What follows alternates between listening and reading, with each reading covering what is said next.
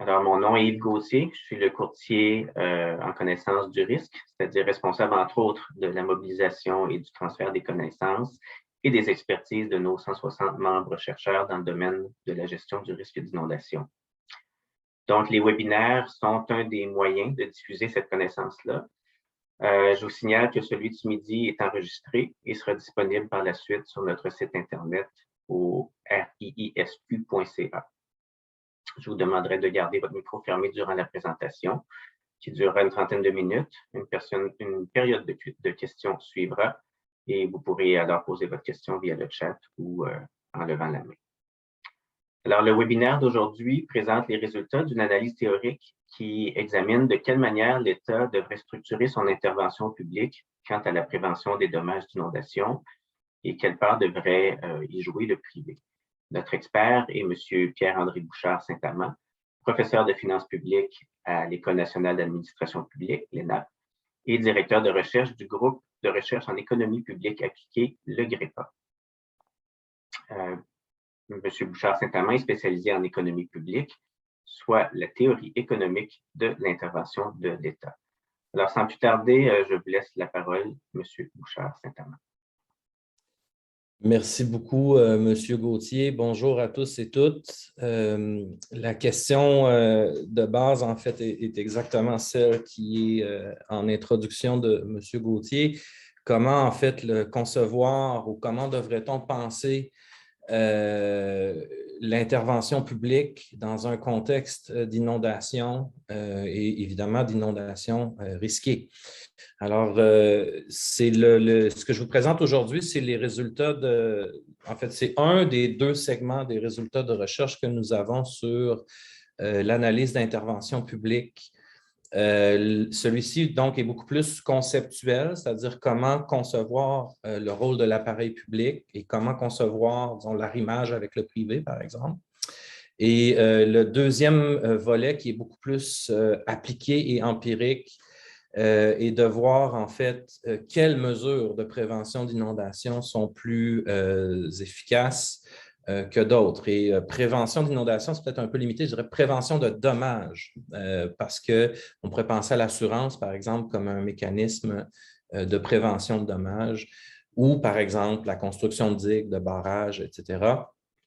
Ça, c'est le deuxième volet. Et si ce deuxième volet-là vous intéresse, donc plus appliqué, des grosses simulations, par exemple, si vous pensez un peu à la nature méthodologique des travaux, c'est une présentation qui est aussi disponible sur mon site web personnel que je vais vous partager en fait dans le chat à l'instant.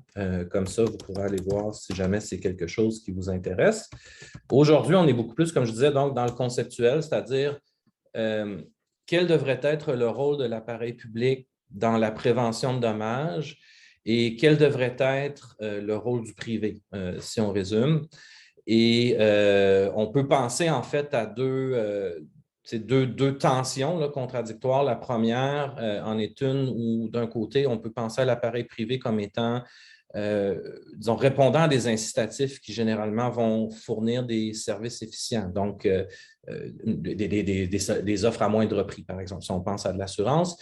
D'un autre côté, on va penser aussi à l'appareil public qui doit servir en quelque sorte d'assureur de dernier recours, mais aussi dans certains cas de figure, on va le voir, qui va être en mesure de fournir en fait une prévention de dommages plus efficace que l'appareil privé. Et donc, l'idée, c'est d'essayer d'arbitrer ou de mesurer ces tensions-là pour fournir en quelque sorte un cadre d'intervention ou une réflexion théorique sur la manière d'intervenir dans ce secteur-là. Et bien sûr, le contexte québécois, je pense, au risque est très, très bien connu.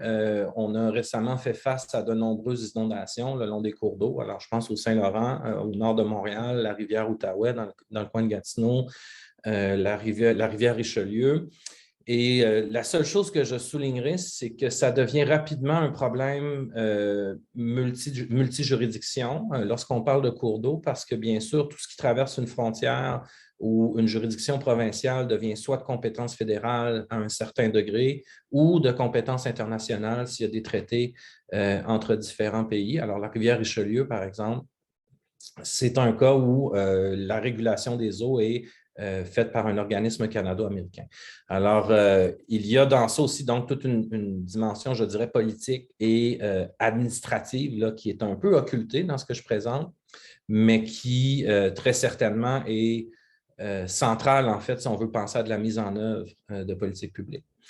Et l'autre point important, c'est qu'au Canada, en fait, la pratique d'assurance privée n'existait pas auparavant. Et puis là, c'est quelque chose là, qui, lentement mais sûrement, se développe.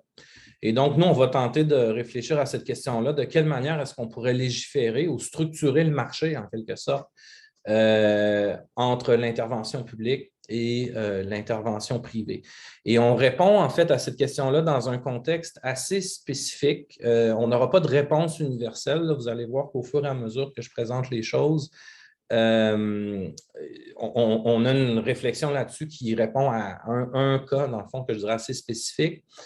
Mais ça se généraliserait. Je pense qu'avec des travaux additionnels, on pourrait très facilement généraliser.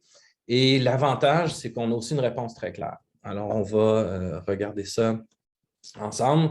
Sommaire des résultats généraux, c'est ce que j'appellerais un théorème de séparation. Donc, pensez à Moïse là, qui sépare les eaux, où d'un côté, on a le privé et de l'autre côté, on a le public. Et qu'est-ce qu'on sépare en quelque sorte? C'est la répartition des dommages. Si je résume, là, imaginez une ligne, là, en fait, une ligne temporelle, là, puis en bas de la ligne, on a des dommages qui sont très, très fréquents, mais qui sont peu coûteux en quelque sorte ou qui causent peu de dommages. Alors, des petites inondations, là, si on veut faire une image. Et de l'autre côté de la ligne, on a des risques qui sont peu fréquents, mais dont les dommages sont très élevés. Et en bas de cette ligne de séparation-là, en quelque sorte, on devrait avoir de l'intervention publique. On va voir pourquoi.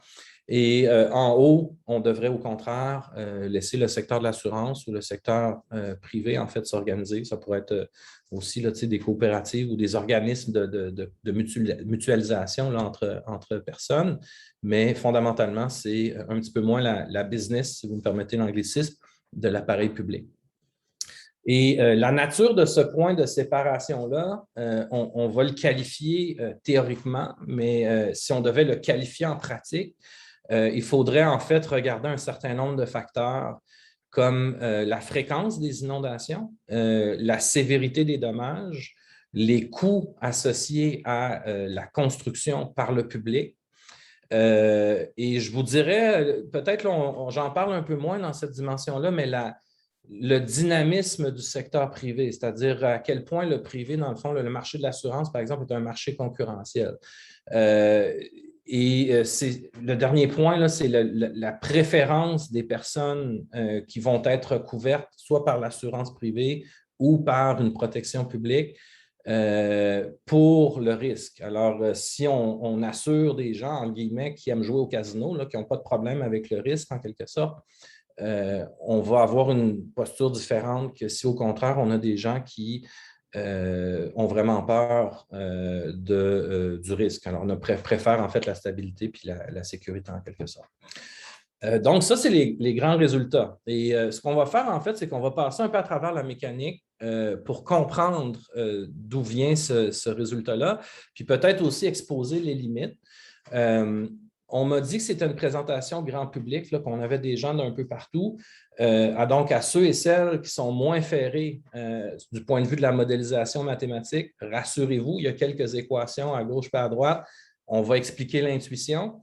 Puis, au contraire, à ceux et celles qui aimeraient avoir davantage de détails sur le fondement de la modélisation, j'ai un lien vers l'article de recherche en fin de présentation, mais je vais aussi donner la chance aux gens de poser des questions qui pourraient être plus techniques là, sur des aspects de modélisation, puis on va regarder ça ensemble. Donc, juste pour vous donner une idée de comment on réfléchit à cette question-là, on imagine un univers où, dans le fond, il y a certaines probabilités d'inondation. Alors, on n'est pas on travaille avec une distribution d'inondations quelconque. Alors, on pourrait travailler dans un monde où il y a beaucoup d'inondations ou très peu, mais on suppose qu'il y a certains états du monde, et le premier état du monde est ce qu'on pourrait appeler l'état normal, où il n'y a pas d'inondation. Et avec une certaine probabilité ou une certaine fréquence, certaines inondations se produisent.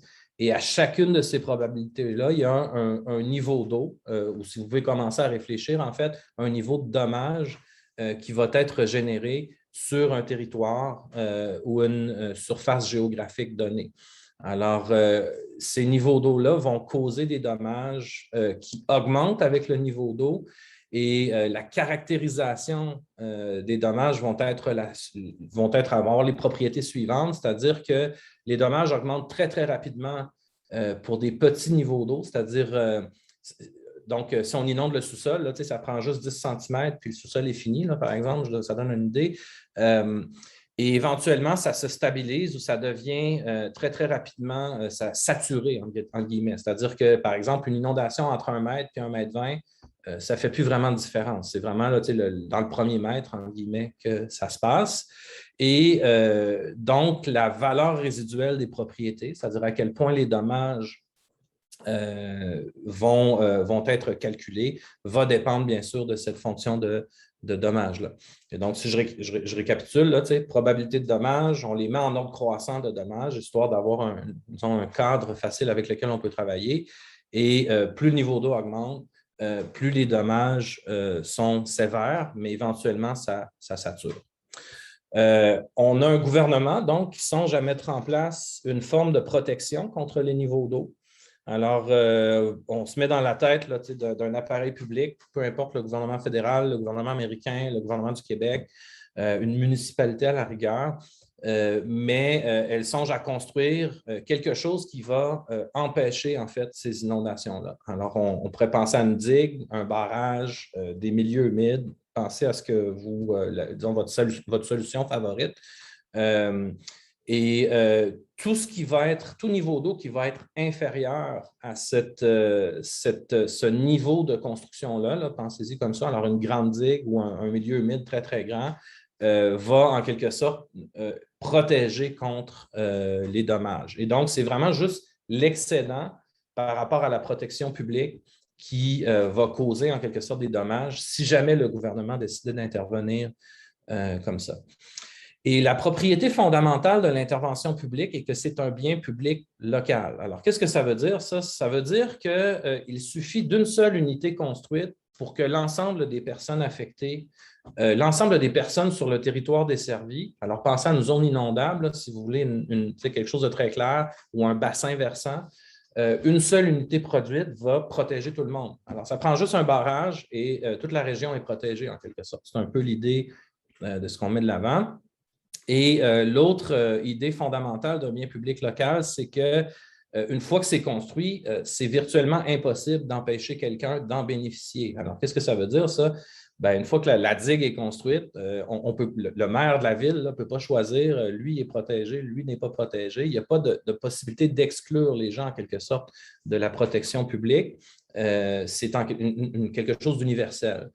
Et ces deux propriétés-là, si je résume, font en sorte, de manière très, très large, que le secteur privé est généralement très mal placé pour produire ça. Et si vous voulez l'intuition, pensez-y de la manière suivante. Imaginez que vous êtes un vendeur de barrage, vous êtes une entreprise privée, et tout ce que vous avez à faire, c'est de vendre une unité, puis évidemment, tout le monde est protégé. Fait que dans les faits, vous avez juste un client. Mais pensez à ça aussi, ça veut dire que les potentiels acheteurs vont tous vouloir attendre que ce soit le voisin ou quelqu'un d'autre qui construise la digue à leur place, parce que si c'est quelqu'un d'autre qui le produit, qui l'achète, ça ne leur coûte rien et ils vont bénéficier de la protection de toute manière. Donc, ces deux dimensions-là font en sorte, disons qu'un marché laissé à lui-même, un marché privé va généralement fournir une protection insuffisante de biens publics. Et ça, là, c'est l'intuition un peu sur pourquoi l'appareil public devrait commencer en fait à réfléchir sur l'approvisionnement en fait de ce type de choses-là. Alors, on présume également que les coûts de construction augmentent avec le niveau de protection. Alors, pensez à du béton. Là, si on pense à des barrages, du béton au mètre cube. Alors, 1 mètre cube de béton, là, si ça prend des grands barrages, ça va prendre plus de mètres cubes, et ainsi de suite. Donc, plus on a une protection élevée, plus ça coûte cher.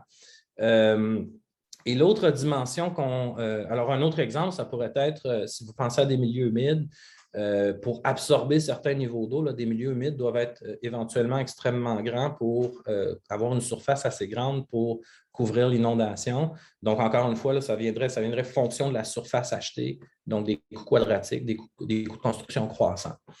Et puis, évidemment, il n'y a rien de gratuit dans la vie. Alors, l'appareil public va devoir taxer pour financer la construction du projet. Et donc, on évalue en fait à quel point est-ce que l'appareil public va devoir en quelque sorte augmenter le fardeau fiscal de l'intervention publique à travers une éventuelle mesure de protection. Fait que ça, c'est les décisions du gouvernement, si je résume. Si vous voulez des exemples de biens publics locaux, bien, vous en avez trois ici. Le premier, là en haut à gauche, c'est tout simplement, en anglais, on appelle ça une crumpware. Je n'ai jamais su c'est quoi exactement la traduction française, là, une crête inondable ou enfin un barrage submergé. C'est un premier exemple. Le deuxième exemple, en haut à droite, ce sont des biens publics locaux aussi, ce sont des milieux humides. Et le troisième exemple en bas, ben, c'est une rivière ou un canal de diversion. Alors, on a tous, là, si vous avez déjà vu des films qui se passent à Los Angeles, c'est typique pour des gros canaux de diversion. Il y en a aussi, je pense, à Québec, là, dans la ville de Québec, il y en a quelques-uns aussi. On n'est pas, juste pour être là, on n'est pas dans les solutions favorites. Là, on n'est pas en train d'essayer de faire la promotion du béton versus les milieux humides. Ou le contraire, là, on essaie vraiment d'étudier ça de manière abstraite. Et tout ce qu'on met, c'est plus c'est élevé ou plus c'est gros, plus ça coûte cher, en quelque sorte. Ça, c'est la propriété fondamentale qu'on met de l'avant. Et si on regarde maintenant les personnes, c'est-à-dire les personnes qui seraient éventuellement protégées ou qui auraient éventuellement à s'assurer dans le milieu d'études, ils sont averses au risque. Alors, qu'est-ce que ça veut dire, l'aversion au risque? Ça veut dire que s'ils ont des pertes, le stress psychologique, en quelque sorte, est plus élevé que s'ils ont des gains. Alors, donc, en d'autres termes, ils ont vraiment une perception négative des inondations. Et ça va leur donner une incitation, si on veut, à s'assurer d'eux-mêmes. Donc, ils vont aussi préférer l'intervention publique, là, un barrage, si on préfère, mais plus les personnes sont averses au risque, plus ils vont avoir une préférence pour essayer de se prémunir, en fait, contre ces dommages-là. Et l'aversion au risque, là, pour vous donner une idée, chaque fois que vous faites des placements à la banque, là, votre conseiller placement vous demande, vous avez une série de questions, voulez-vous beaucoup de rendement, mais plus risqué? C'est toujours ça qu'on essaie d'évaluer en finance pour vous aider à choisir votre portefeuille. C'est un peu la même idée ici, mais foncièrement analysée ou adaptée, en fait, à les dommages d'inondation. Et ça varie, vous pouvez vous imaginer, en fonction de l'âge, en fonction du revenu. Par exemple, l'aversion au risque est généralement plus élevée chez les personnes âgées. Donc, il y a un travail, si on était dans l'empirique, on aurait un travail un petit peu plus fin ou granulaire à faire sur un territoire ou une juridiction donnée. La plus grande limitation de notre réflexion est la suivante, c'est qu'on présume que les gens sont immobiles. Et bien sûr, si on réfléchit à des inondations récurrentes et fréquentes, des gens, en fait, pourraient avoir jugé attrayant, en quelque sorte, de payer ou d'absorber une perte et de tout simplement se rendre dans une autre région. Et je vous dirais que c'est peut-être le travail subséquent qu'on aura à faire qui est l'extension des travaux qu'on a présentement, qui serait la plus immédiate et intuitive à développer. Intuitivement, pour vous donner une idée, là, si les gens peuvent déménager, ça va affaiblir en quelque sorte le besoin de l'intervention publique parce que, bien sûr, construire une digue là où il n'y a personne, intuitivement, ça ne sert pas à grand-chose. Donc, la mobilité des gens va affaiblir en quelque sorte le résultat ou va réduire la séparation, diminuer la séparation vers des risques plus faibles. Les gens doivent travailler. Hein? Encore une fois, on ne gagne rien pour rien dans la vie. Ils doivent financer leur consommation, mais ils doivent aussi financer leurs dépenses d'assurance. Et bien sûr, le travail est taxé. Alors, peut-être vous commencez à voir la connexion entre l'intervention publique puis les individus. C'est-à-dire que si l'intervention publique est très coûteuse, ça va avoir des impacts sur le milieu de l'assurance et sur le milieu sur l'offre de travail, donc à quel point les gens travaillent, notamment parce que à travers la protection publique qui va être offerte, mais aussi parce que la taxation va affecter les comportements sur le marché du travail. Alors, les individus, donc, qu'est-ce qu'ils doivent choisir, là, si je vais très, très vite? Eux, ils vont regarder l'environnement économique dans lequel ils se trouvent. Ils vont se dire à quel point ils vont travailler, à quel point ils vont acheter de l'assurance privée. Alors, s'il n'y en a pas d'assurance publique, ils vont s'acheter, ils vont fournir, en fait, ils vont acheter quelque chose au privé. Et évidemment, s'il y a une répartition entre les deux, le niveau d'assurance privée, on va le voir, en fait, va changer. Alors voilà, ça c'est probablement la diapositive la plus éparante, mais essayons de réfléchir en fait un peu à qu'est-ce que ça veut dire. Les gens vont choisir leur allocation, si je résume, en fonction du risque, en fonction de l'environnement risqué dans lequel ils se trouvent, de manière à aller chercher, disons, ce qui les avantage le plus. Peut-être que c'est l'intuition la plus, ce qui est le plus intuitif en fait à l'équation que je vous ai présentée là. Ce qui est au centre de la diapositive, là, ça mesure en quelque sorte l'avantage de l'individu en fonction de ses décisions. Donc, l'individu va chercher à rendre cette fonction-là la plus élevée possible. Donc, c'est de la maximisation assujettie à une contrainte budgétaire, c'est-à-dire que l'individu ou les individus doivent faire en sorte que leurs dépenses d'assurance et de consommation correspondent à leurs revenus. Alors, ça, c'est l'idée. Et si on regarde avec cette modélisation-là, comment les gens se comportent, le premier résultat qui n'est pas surprenant à quiconque qui en fait pense à l'appareil public lorsqu'ils font leur rapport d'impôt, c'est que bien sûr, les heures travaillées sont influencées en fait par le niveau de taxation. Donc, on peut s'imaginer que si on avait un niveau de taxation un peu trop élevé, on aurait à ce moment-là des gens qui commenceraient à ajuster leur comportement en termes d'heures travaillées. Et puis là, ça aurait une incidence, on peut s'imaginer, sur d'autres secteurs de l'économie. L'assurance achetée va aussi augmenter avec l'aversion au risque. Alors, les gens, ça aussi, c'est très intuitif, là, les gens qui veulent davantage de sécurité, en absence d'intervention publique, vont préférer payer plus pour avoir plus d'assurance, protéger davantage, en fait, leur maison.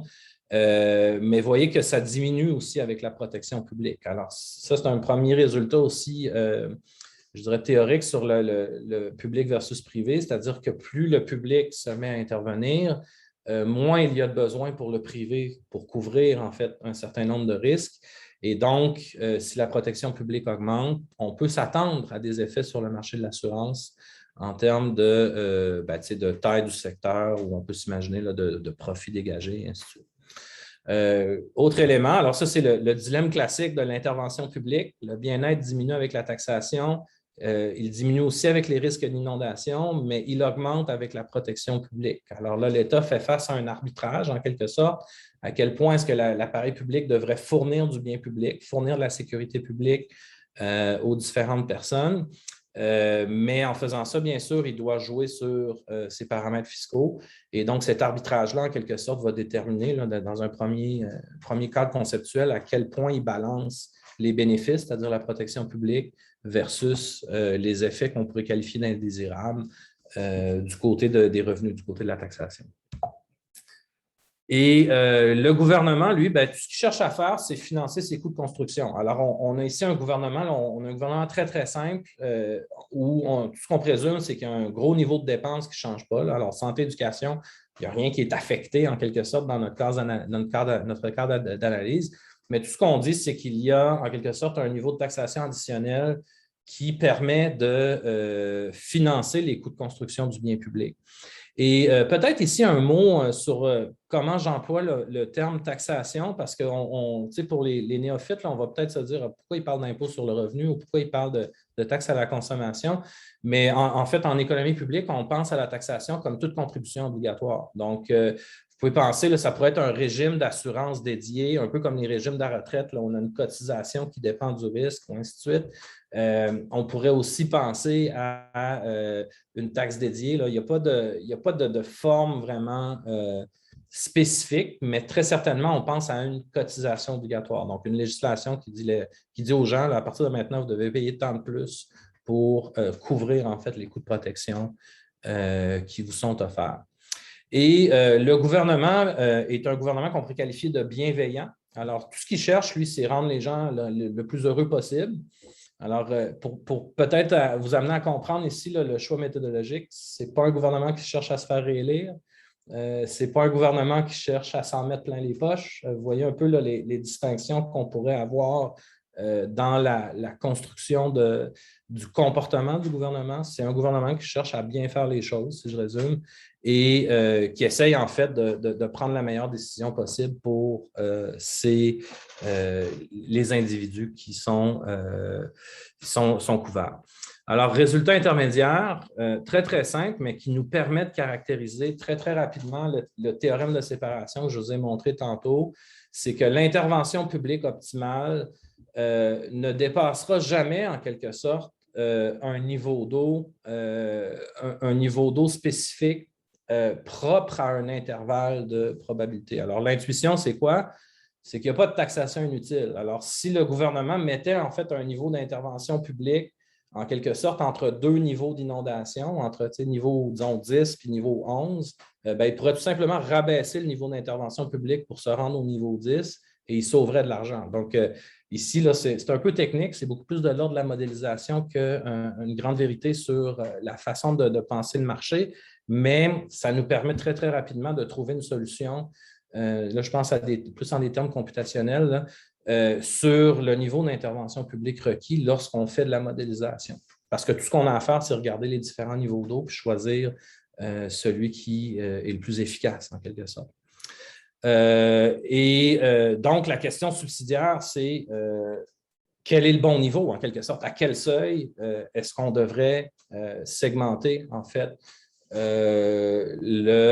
l'intervention publique? Et notre premier résultat, là, qui est le résultat central, en fait, c'est qu'il n'existe qu'un et un seul niveau d'intervention publique où, en fait, le bien-être de la société est maximisé. Alors, fondamentalement, pensez à une énumération, là, pensez à mon échelon que je vous montrais tantôt. Là, on part des niveaux les plus faibles, on augmente, on augmente, on augmente, puis éventuellement, on va en trouver un qui va justement maximiser, en fait, le bien-être de la société. Et est-ce que c'est un résultat robuste? Nos deux hypothèses, je vais peut-être dire nos trois hypothèses clés, c'est que les dommages augmentent avec les niveaux d'eau. Alors, je n'ai pas l'impression que je dis ça, c'est une hypothèse courageuse ou révolutionnaire. J'ai l'impression que ça caractérise très, très bien le monde réel. Et l'autre, c'est que les coûts augmentent avec le niveau de protection. Et si on a ces deux hypothèses-là, fondamentalement, ce niveau d'eau-là va toujours, ce niveau de séparation-là va toujours exister. Et l'autre hypothèse là, que je vous dirais qui va jouer sur ce niveau-là, j'en ai déjà un petit peu parlé, c'est l'immobilité en quelque sorte des gens qui sont dans la plaine inondable. Et c'est là, en fait, que toute la séparation publique-privée, en fait, prend son sens parce que ce n'est qu'une conséquence immédiate, en fait, de ce premier résultat-là. C'est que pour tout niveau d'inondation inférieur au niveau qu'on a identifié, parce qu'on a un bien public local qui prévient les inondations, il n'y a littéralement plus rien à assurer. Et donc, conséquemment, dans ce secteur-là de la probabilité d'inondation, le privé n'existera pas. Il n'y a plus rien à assurer, il n'y a plus rien à vendre, en fait, du point de vue de l'assurance, si bien qu'on va avoir, en fait, une sortie complète du privé dans ce segment-là, en fait, de la protection du marché. Donc, la protection publique chasse la protection privée, si je résume. Et pour tout niveau supérieur, là, c'est le contraire. La protection publique est partielle, c'est-à-dire que, évidemment, le niveau d'intervention limite quand même un certain nombre de dommages, mais tous les dommages additionnels, disons quand les niveaux d'eau débordent, là, si on résume, ça passe par-dessus le barrage, on a à ce moment-là l'offre de protection privée qui prend le relais sur le niveau public. Et donc, la séparation est complète. C'est vraiment le marché, c'est comme un peu ça, là, la structuration ou le résultat central qu'on présente. C'est qu'en bas de ce niveau-là, le public est en charge, puis en haut, l'appareil public couvre l'assurance résiduelle. Et c'est assez intuitif. Il y a deux raisons, en fait, pour ce résultat-là. Là, si on rentre dans l'analyse économique un petit peu plus détaillée, le premier, c'est que pensez-y, une unité de barrage, rappelez-vous, ça couvre plein de monde en même temps. C'est-à-dire que le bien public local, pour des faibles niveaux, est extrêmement efficace comparativement à l'assurance privée où $1 acheté se traduit plus ou moins, là, si on enlève les profits, par $1 couvert.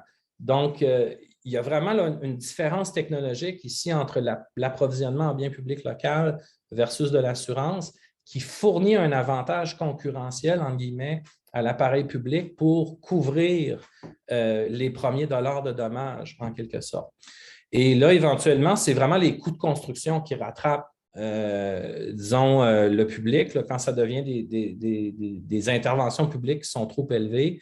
Là, éventuellement, en fait, le coût unitaire de protection devient plus cher que de l'assurance, que du 1 pour 1, là, si on veut. Et là, l'assurance privée devient de plus en plus efficace.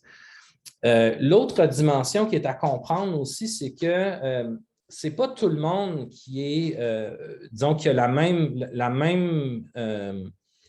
perception de la protection de l'assurance. Alors, pensez-y, de la manière suivante, on peut se dire que pour certains niveaux de protection, la protection est assez faible, en guillemets, pour dire que même les personnes qui sont peu averses au risque, qui aiment jouer au casino là, ou la loterie, vont quand même voir ça d'un bon œil.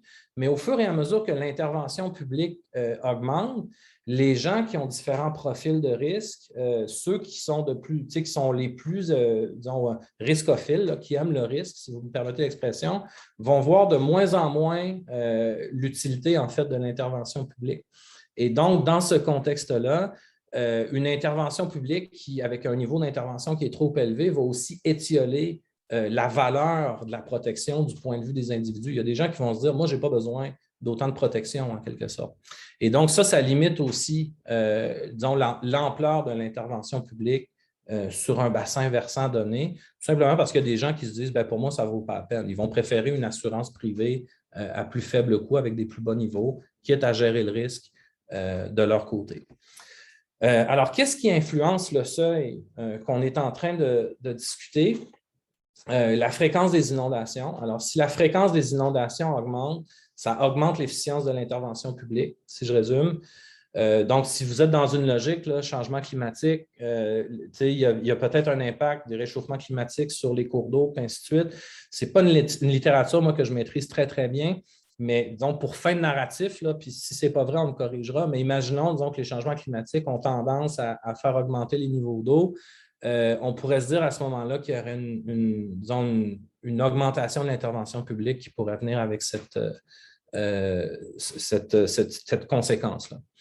Le nombre de personnes couvertes, alors c'est deux effets simultanés. Le premier, c'est que ça diminue les coûts d'intervention publique. Le dollar dépensé pour un barrage, s'il est réparti par plusieurs personnes, coûte moins cher.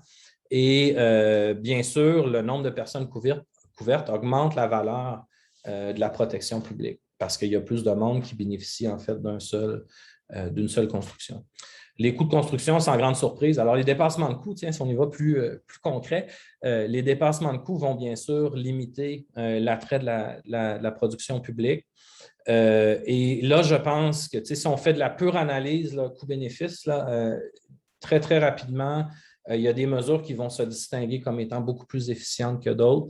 Je vous encourage à aller voir l'autre présentation si vous êtes plus intéressé par cette dimension-là des différentes mesures. Là. Si on avait une réflexion, est-ce qu'on devrait creuser une rivière, mettre un barrage ou mettre des milieux humides?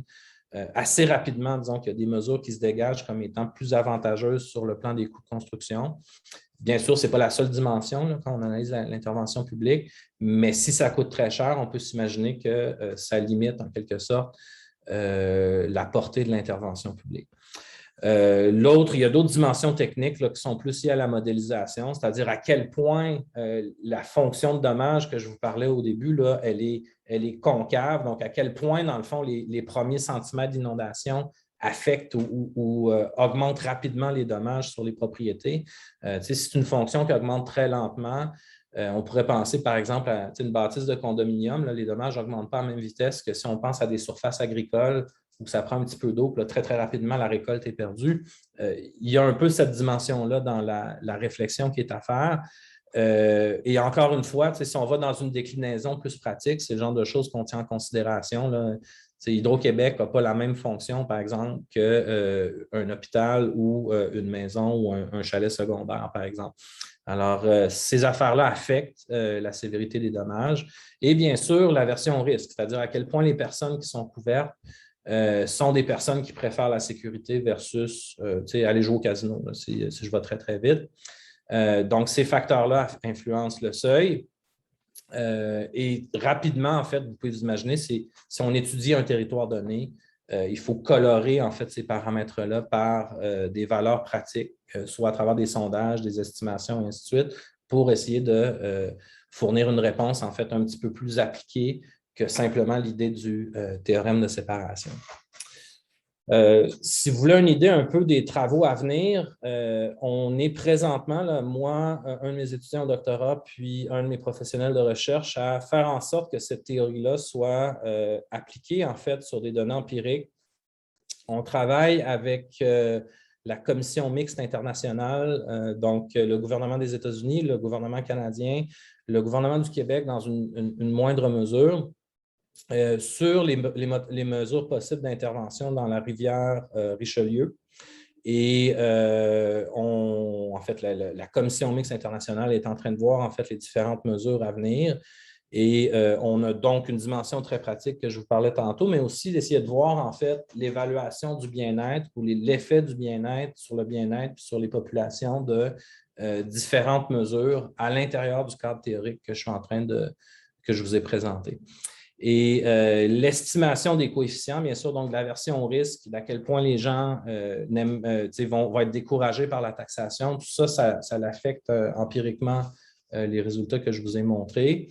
On a aussi travaillé avec d'autres chercheurs pour développer des formes fonctionnelles raisonnables pour les courbes de dommages puis les coûts de construction. Il y a Doyon et Jean, là, qui est à Garde-Côte Canada, qui ont fait un excellent travail d'estimation des dommages, je dirais même en collaboration avec la sécurité publique à Québec, l'estimation des dommages en fonction des niveaux d'eau. Et pour les coûts de construction, là, vous voyez que j'ai mis des points d'interrogation, c'est une question pour mon co-auteur, mais on a aussi travaillé en fait cette dimension-là. Alors, si ça vous intéresse, on a une version préliminaire de l'article que vous pouvez télécharger. C'est le temps de faire un screenshot là, si vous voulez avoir ce lien-là, ou peut-être que Yves va la partager sur le site du risque. Vous pouvez aussi me contacter à l'adresse qui est affichée à l'écran, donc PABSTA, c'est mes initiales, à commercial-grepa.ca. Et c'est un travail en collaboration avec Frank Chokwager, qui est un étudiant au doctorat à l'École nationale d'administration publique, Guillaume Dumais, qui est professionnel de recherche à l'ENAP aussi. Nous sommes le groupe de recherche en économie publique appliquée. Donc, on fait des travaux de cette nature-là, mais on travaille aussi dans d'autres domaines où l'intervention publique est importante. Et on réfléchit en fait à des questions justement sur comment structurer l'intervention publique. Fait que, M. Gauthier, je vous repasse la parole en disant aux gens, bien sûr, si vous avez des questions, des commentaires, ça va me faire plaisir d'y répondre. Oui, tout à fait. Merci beaucoup, Pierre-André. Honnêtement, c'était une présentation très intéressante, puis bravo pour le niveau de vulgarisation. Donc, on passerait, il nous reste quand même 15-20 minutes pour une période de questions. Alors, si on est un petit groupe restreint, alors je pense n'hésitez pas à lever la main puis à poser votre question oralement. Sinon, par le chat, il n'y a pas de problème non plus. Alors, je laisse la parole aux invités. Est-ce que quelqu'un se lance? Donc, ben, je vais peut-être commencer. Moi, j'en ai une question, Pierre-André, par rapport au cadre d'analyse du gouvernement. Tu disais que tu regardais surtout les coûts de construction. Tu disais que la santé et l'éducation, ça ne bougeait pas, mais donc vous ne tenez pas compte des bénéfices, par exemple, qu'une protection peut avoir sur la santé, sur les coûts de santé qui sont un des impacts là, de ces inondations-là, santé physique, mais santé mentale aussi après, l'anxiété, tous les problèmes que ça cause après. Est-ce que ça, c'est tenu compte dans vos analyses? Excellente question. La fonction d'utilité qu'on a détaillée, l'espèce d'équation, je suis allé un petit peu plus vite, caractérise en quelque sorte l'état psychologique des gens dans les différents états du monde. Donc, je vous dirais sur un niveau abstrait, oui, on tient compte de l'anxiété, on tient compte de l'effet en fait des inondations sur le bien-être des gens, mais c'est une caractérisation qui est extrêmement théorique au sens où c'est à travers une équation, puis on présume que l'équation représente bien, disons, l'état des gens en quelque sorte. Lorsqu'on est dans une logique de modélisation un petit peu plus abstraite, c'est parfaitement acceptable. Ceci dit, si je vous répondais dans une logique plus appliquée, ce n'est pas suffisant. C'est-à-dire que l'équation qu'on a présentement, qu'on vous a présentée, disons, est un peu trop théorique pour tenir compte des différents effets indirects. Lorsqu'on est dans l'analyse des différents scénarios d'intervention publique, plus appliqués, lorsqu'on évalue différentes mesures, on a une évaluation des coûts socio-économiques et des coûts individuels qui est littéralement modélisé dans nos évaluations. C'est des travaux qui viennent d'Ouranos, en fait, qu'on a pris. Donc, Charles-Antoine Gosselin chez Ouranos et puis Ursule Boyer, côté Ville-Mère, si je ne m'abuse, professeur à l'UQAM, qui a aussi, en fait un peu de ce travail-là. Et là, nous, ce qu'on prend, là, puis on leur donne tout le crédit, c'est on prend leurs travaux, puis on les intègre en quelque sorte dans l'évaluation des coûts sociaux, des coûts psychologiques, des coûts de santé, mais des coûts sur le système de santé également, de cette manière-là, dans l'évaluation des bénéfices de la protection publique. Excellent, merci. Donc, est-ce qu'il y a des questions? Oui, une question de Maury. Oui, allez-y. Ouais, merci beaucoup pour la présentation, Pierre-André. C'est vraiment très intéressant. Vu que l'assurance publique, ça devient comme un bien public, une fois que le gouvernement réalise des travaux, comme vous l'avez dit, on ne peut pas discriminer, c'est-à-dire les bénéficiaires du bien-être, c'est-à-dire qui viennent de ces réalisations-là. Est-ce que ça veut aussi dire donc que si le gouvernement décide de prélever la taxation supplémentaire, disons, pour financer ces travaux-là, est-ce que c'est obligatoire? C'est supposé que c'est obligatoire dans une localité donnée, par exemple, ou bien à l'échelle de la société, c'est-à-dire qu'il n'y a aucune façon de discriminer ou bien de participer volontairement, disons, pour les types de dommages qui sont inférieurs au seuil critique que vous avez défini. Excellente question. Donc, la façon dont on conçoit l'assiette fiscale ici est un peu théorique au sens où les gens qui sont aussi protégés sont également ceux qui sont taxés. Mais là, si on commence à introduire une différence entre l'assiette fiscale et la zone territoriale de protection, il va y avoir deux dimensions pour considérer en fait de la manière de structurer l'assiette fiscale. La première est généralement la taxation devrait suivre les bénéfices. Alors ça, c'est un résultat assez basique, ce qui revient à dire que dans un monde là, où on construisait le gouvernement, là, où tout était à faire, la taxation de prévention d'inondation suivrait les bassins versants. Alors, on aurait en quelque sorte des taxes régionales qui serviraient à couvrir les frais des biens publics locaux pour chacune des zones protégées. Et plus le bassin versant est grand, plus l'assiette fiscale devrait suivre en quelque sorte. Fait que ça serait un argument pour dire on pourrait avoir une espèce de cotisation là, au niveau MRC ou au niveau bassin versant. Il faudrait voir dans la pratique là, quel niveau de juridiction est le plus approprié pour faire ça. Ceci dit, il y a un deuxième argument qui est aussi la mutualisation des risques entre les différentes régions. Donc, si l'assurance, en fait, si les dommages ne se produisent pas en même temps d'une région à l'autre, alors j'imagine, j'essaie de faire un cas de figure peut-être intéressant, Rimouski, là, les dommages d'inondation, ça ne doit pas être les mêmes périodes, je pense, que la rivière de Gatineau. Là, à ce moment-là, il y a des intérêts, en fait, à ce qu'il y ait de la coordination fiscale entre les deux régions. Puis là, peut-être que Québec a plus de rôle, en quelque sorte, à jouer dans la taxation indirecte. On peut penser aussi, là, je fais un petit peu de pouce, juste parce que je n'ai pas beaucoup parlé de l'assiette fiscale, mais on peut faire aussi un petit peu de pouce en pensant à un modèle où la protection est égale, le niveau de taxation est en quelque sorte fonction du risque lui-même. Donc, un modèle qui est peu connu au Québec, mais qui est bien réel, c'est le modèle de santé-sécurité. Donc, on a un niveau de cotisation aux entreprises qui est proportionnel au nombre de blessures en milieu de travail qui se sont produites dans l'entreprise.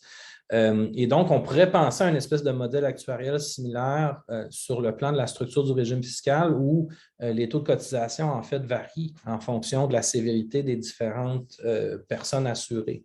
Ça, c'est une autre possibilité. Là, on n'est pas allé dans ce détail-là dans le modèle. Fait que je vais beaucoup sur l'intuition ici plus que dans du formalisme, mais certainement, c'est quelque chose qu'on pourrait développer.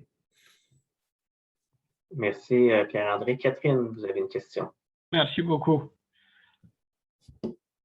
Oui, merci. Allô, Pierre-André, merci pour ta présentation. Ma question, c'est, dans ce que tu as présenté, les mesures pouvant potentiellement être prises par le public, c'est des biens collectifs, si je peux dire, là, donc une digue, un milieu humide qui va protéger une collectivité, plusieurs personnes. Mais dans le contexte où beaucoup de l'action publique qui a été faite par le gouvernement du Québec dans les dernières années, ça a été financé à l'échelle de chaque propriété, l'immunisation des bâtiments, la surélévation de certains bâtiments, donc plus des mesures comme à l'échelle individuelle ou à l'échelle de la propriété. Est-ce que c'est quelque chose qui pourrait être aussi considéré dans les travaux que vous menez ou que vous avez déjà pensé à intégrer? Ou en tout cas, je me demandais comment ça pouvait s'intégrer, considérant que c'est beaucoup plus ça, j'ai l'impression, le type d'action que le gouvernement prend que d'aller financer des gros projets comme des digues ou des milieux humides. Excellente question. Merci, Catherine.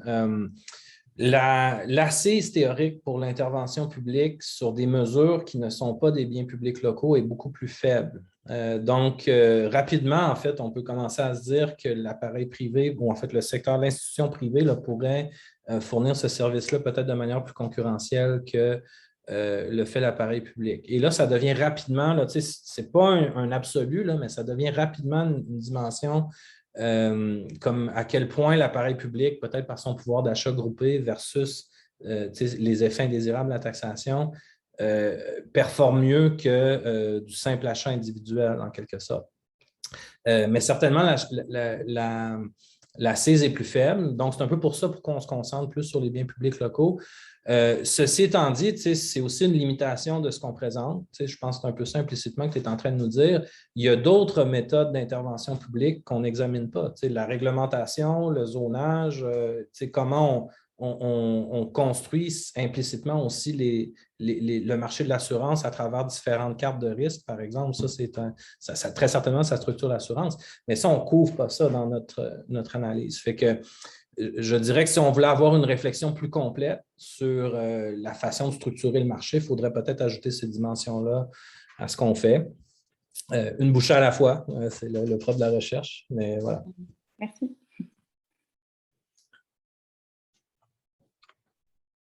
Je pourrais rajouter, Pierre-André, aussi par rapport à ton facteur d'aversion du risque, que plus les gens sont au courant de leurs risques, plus ils sont sensibilisés aux risques et aux façons aussi de réduire leurs propres risques. À ce moment-là, ça jouerait sûrement sur ton paramètre d'aversion. Absolument. Alors, très, très bonne réflexion aussi. La théorie économique a beaucoup évolué là-dessus dans les dernières années. Là. On est au début des années 80, on pensait à ça comme un paramètre fixe, puis c'était dans la tête des gens, puis ça ne changeait pas. Et puis là, 2 ou 3 prix Nobel plus loin avec l'économie comportementale, puis qui commence là, à percoler en fait dans les applications pratiques justement de comment les gens réfléchissent.